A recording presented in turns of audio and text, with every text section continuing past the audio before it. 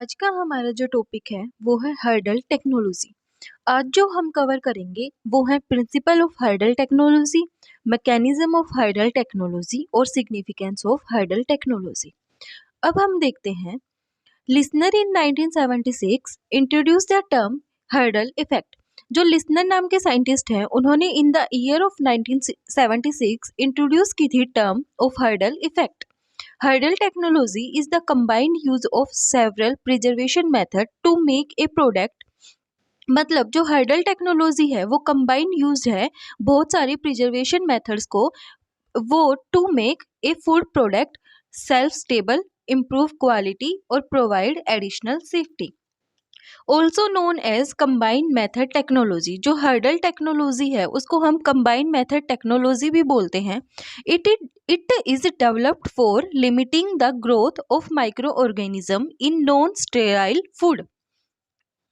Need for hurdle technology. अब हम देखते हैं कि हर्डल टेक्नोलॉजी की जरूरत क्यों पड़ी। Consumers are demanding for fresh, natural and minimal processed food products. जो कंज्यूमर हैं उनको उनकी जो डिमांड थी वो थी फ्रेश फूड की, नेचुरल फूड की और मिनिमली प्रोसेस्ड फूड प्रोडक्ट्स की। तो इन डिमांड्स को पूरा करने के लिए हर्डल टेक्नोलॉजी को यूज़ किया गया। अब हम देखते हैं principle of hurdle technology. Preservative factors और hurdles disturb the homeostasis of microorganism. जो प्रिजर्वेटिव फैक्टर्स होते हैं और जो हर्डल्स हैं वो क्या करते हैं, डिस्टर्ब कर देते हैं homeostasis process of micro organism. Microorganism should not be able to jump over all the hurdles present in food product।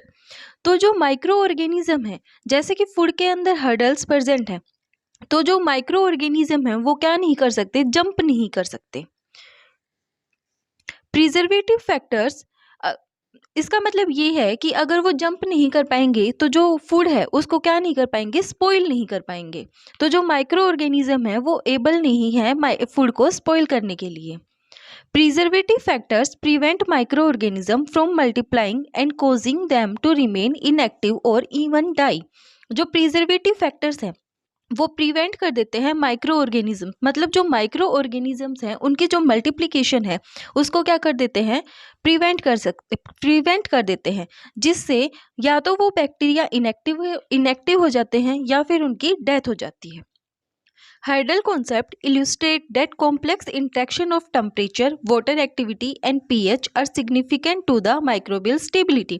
जो हर्डल कॉन्सेप्ट है वो इल्यूस्ट्रेट करता है that complex interaction of temperature, water activity and pH are significant to the microbial stability।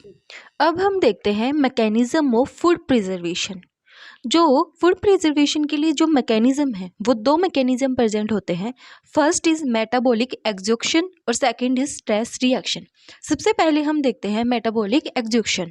When hurdles applied to food, microorganism try to repair their homeostasis, use up all their energy for this and become metabolically exhausted।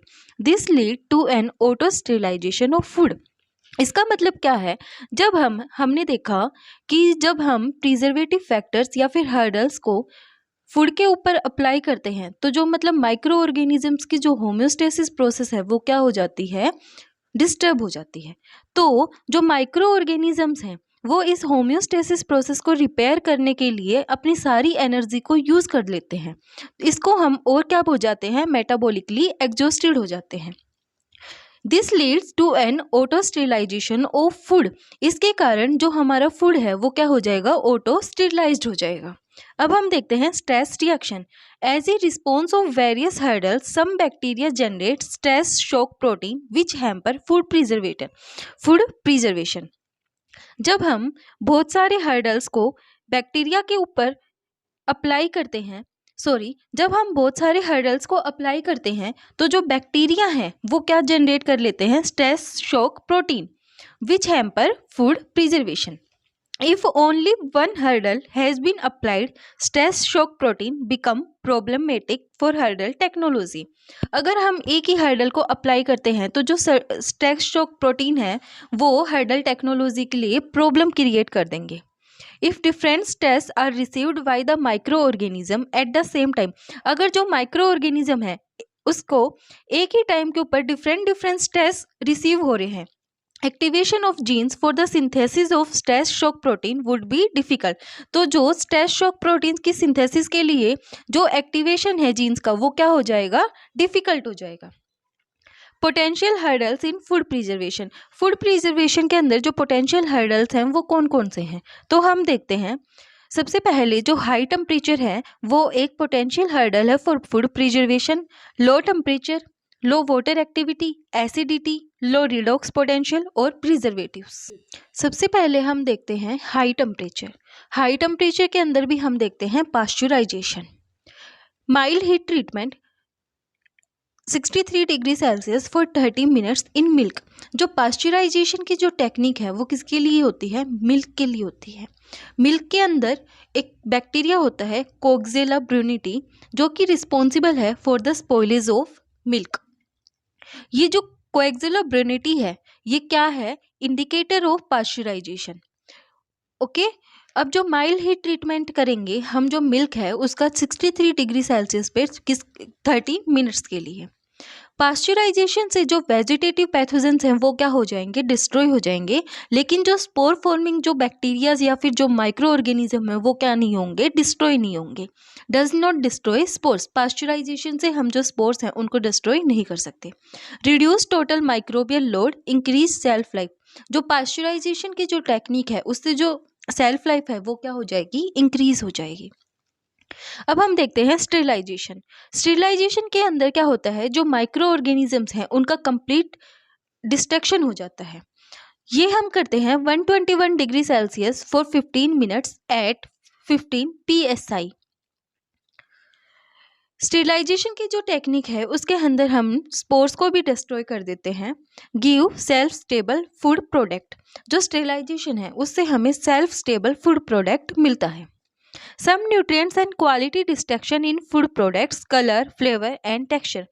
बहुत बार क्या होता है कि जो sterilisation की जो process है उससे कुछ ना कुछ न्यूट्रिएंट्स क्वालिटी, जो फूड की जो न्यूट्रिएंट्स और क्वालिटी हैं वो क्या हो जाएंगी, डिस्टर्ब हो जाते हैं। जैसे कि उनका जो कलर, फ्लेवर और जो टेक्सचर है वो क्या हो जाता है, चेंज हो जाता है। अब हम देखते हैं लो टेम्परेचर। लो टेम्परेचर के अंदर हम देखते हैं रेफ्रिजरेशन। जो रेफ्रिजरेशन के लिए जो आइडल जो टेम्परेचर होता है वो 0 degree Celsius to -4 degree Celsius होता है फॉर मोस्ट फूड्स के लिए। जो रेफ्रिजरेशन है वो एक शॉर्ट टर्म प्रिजर्वेशन टेक्निक है। Slow down microbial growth. जो रेफ्रिजरेशन है वो क्या करती है, स्लो डाउन कर देती है माइक्रोबियल की ग्रोथ को। Some pathogens can grow at low temperature. बहुत सारे पैथोजेंस हैं जो ग्रो करते हैं लो टेम्परेचर के ऊपर, जैसे कि एग्जाम्पल है क्लोस्ट्रीडियम बोटुलिज्म। अब हम देखते हैं फ्रीजिंग। जो फ्रीजिंग का जो जनरली जो टेम्परेचर है वो है -18 degree Celsius to -30 degree Celsius. इसमें क्या होता है, जो माइक्रो ऑर्गेनिजम्स की जो ग्रोथ है वो क्या हो जाती है, स्टॉप हो जाती है। फ्रीजिंग को हम लॉन्ग टर्म प्रिजर्वेशन टेक्निक बोलते हैं। यह क्या करती है, स्लो डाउन केमिकल रिएक्शंस। जो फ्रीजिंग है वो स्लो डाउन कर देती है केमिकल रिएक्शंस को। अब हम देखते हैं रिड्यूस्ड वाटर एक्टिविटी। जो वाटर एक्टिविटी है उसको हम डिनोट करते हैं AW से। Water activity is water availability. जो वाटर एक्टिविटी है वो क्या है, water availability. Water is required for microbial growth. जो वाटर है वो माइक्रोबियल ग्रोथ के लिए क्या है, रिक्वायर्ड है। Pathogenic micro organisms can not grow at water activity less than 0.86। जब जो पैथोजेनिक माइक्रो ऑर्गेनिजम्स हैं वो ग्रो नहीं करते वाटर एक्टिविटी जब लेस देन है 0.86 से। और यीस्ट और mould can not grow at water activity less than 0.62। Free water can be removed by concentration and dehydration. जो फ्री वाटर है उसको हम रिमूव कर सकते हैं कंसंट्रेशन और डिहाइड्रेशन से। Lower the water activity longer the storage life. अगर वाटर एक्टिविटी किसी फूड प्रोडक्ट के अंदर कम है तो उसकी जो स्टोरेज लाइफ है वो क्या होगी, ज़्यादा होगी। जैसे कि हम नॉर्मली क्या करते हैं, वाटर एक्टिविटी या फिर वाटर के कंटेंट को कम करने के लिए जो NaCl है उसको यूज़ करते हैं। सोडियम क्लोराइड को हम जो ऐड कर देते हैं फूड के अंदर, तो क्या होता है, जो NaCl है वो ऑब्जर्व कर लेता है वाटर को अपने अंदर, और जो फूड की जो स्टोरेज लाइफ है उसको क्या कर देता है, इंक्रीज कर देता है। अब हम देखते हैं controlling oxygen. Low oxygen inhibits growth of many spoilage causing micro organism. जो लो ऑक्सीजन है, मतलब जो ऑक्सीजन की कंसंट्रेशन क्या है, कम है, तो वो इनहिबिट कर देती है growth of many spoilage causing micro organisms. Anaerobic conditions required by some pathogens, for example Clostridium botulism. अब हम देखते हैं preservatives. Preservatives inhibits bacteria, yeast and moulds. जैसे कि हमें नॉर्मली पता है, जो प्रिजर्वेटिव्स हैं वो 2 टाइप्स के होते हैं, क्लास 1 और क्लास 2। तो इसके अंदर जो दिए गए हैं वो हैं क्लास 2 प्रिजर्वेटिव्स। जो बेंजोएट है वो यूज्ड होता है सॉफ्ट ड्रिंक्स के अंदर, नाइट्राइट मीट्स के अंदर, और सल्फाइट वाइन के अंदर। अब हम देखते हैं significance of hurdle technology. Improve quality and microbial safety of product. जो हर्डल टेक्नोलॉजी है वो क्या करती है, इम्प्रूव करती है क्वालिटी और microbial safety of product. Save money, energy and several other resources.